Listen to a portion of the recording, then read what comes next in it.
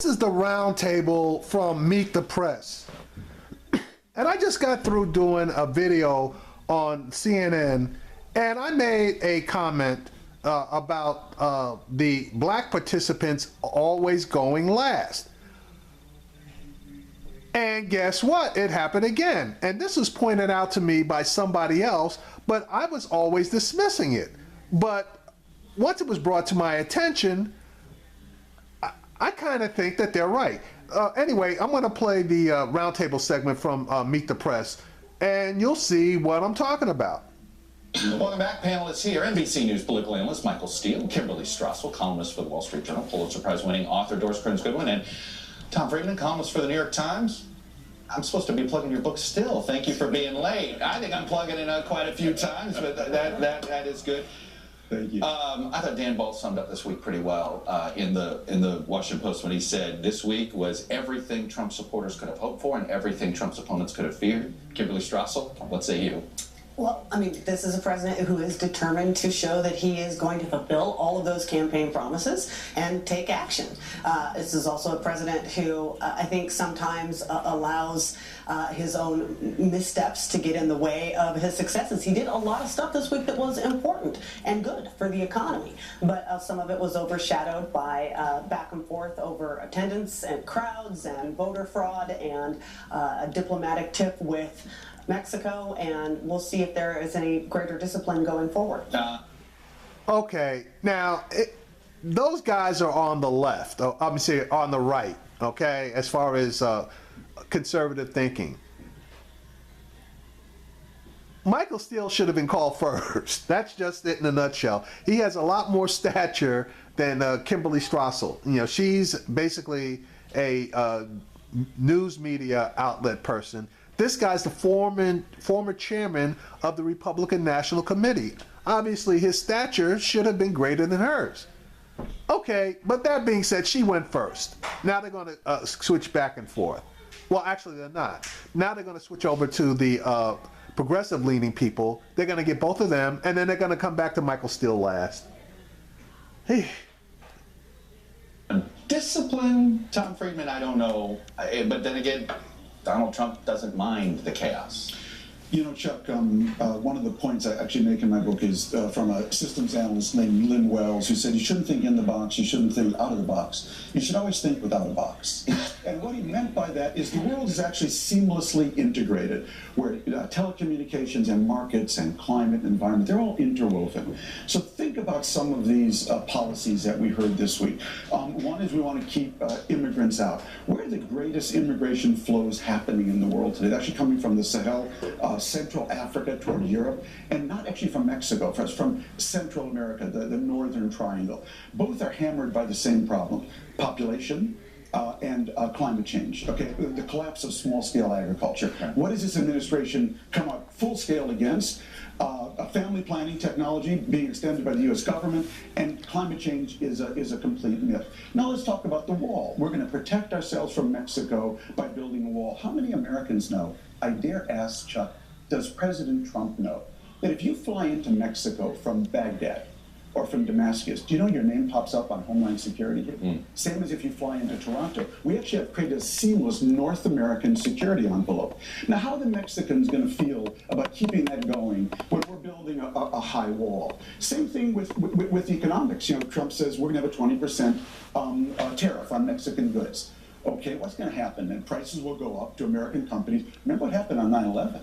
On 9/11, the supply chain, which goes from Canada to Mexico, completely collapsed. It completely disrupted our auto industry. So what's going to happen if prices go up? American companies will build those factories here, and you know what they'll do? They'll completely roboticize them. They'll have no job. That's been the fear. Well, you know, I think in some ways that Mr. Trump is a magician.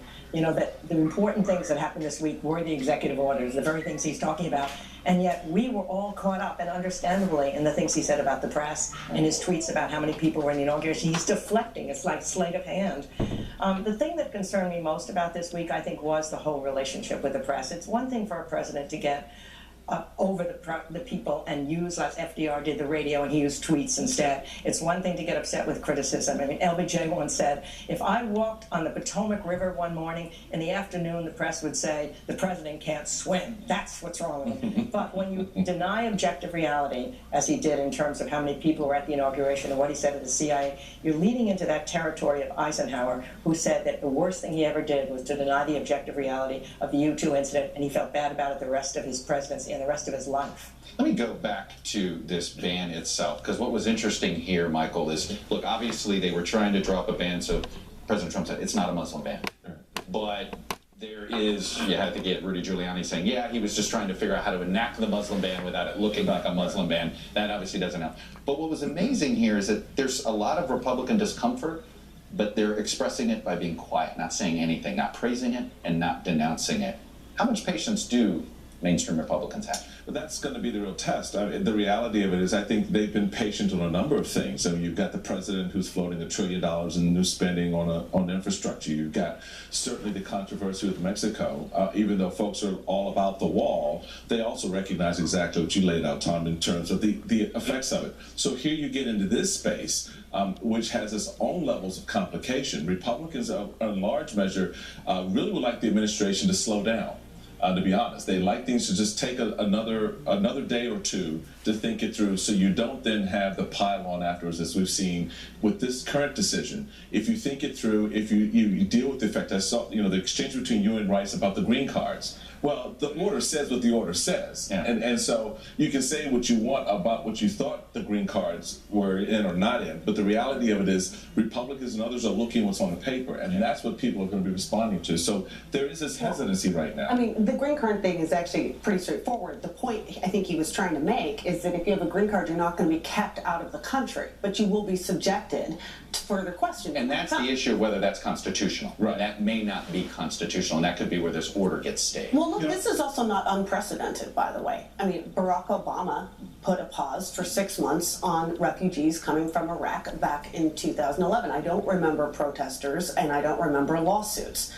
So I think the bigger question, if this is a temporary pause, which is designed for us to improve and look at our vetting processes, and it indeed temporary, I don't necessarily think that's an outrageous idea, but the bigger question should be implementation. Did you get it right from the start? But that's what people are nervous about. Yeah, Chuck, some things are true even if Donald Trump believes them. I think we always have to remember that. And one thing is true is we live in an age now where there are 65 million migrants traveling around the world. That is more than any time in recorded history, according to UNHCR, modern records, okay? So there is a need, I think, to sit back and say, how do we respond to that? What is the commercial interest we have? What's the ethical interest we have? Our historical commitment? It really needs to be thought out, I think. You do that carefully.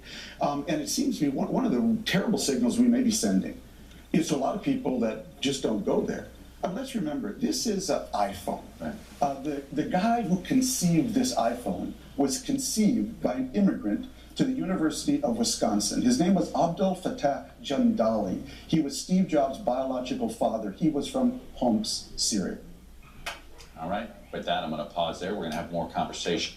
All right, so I mean, that, in my opinion, I don't even know if I'm going to post this or not because it was pretty lackluster.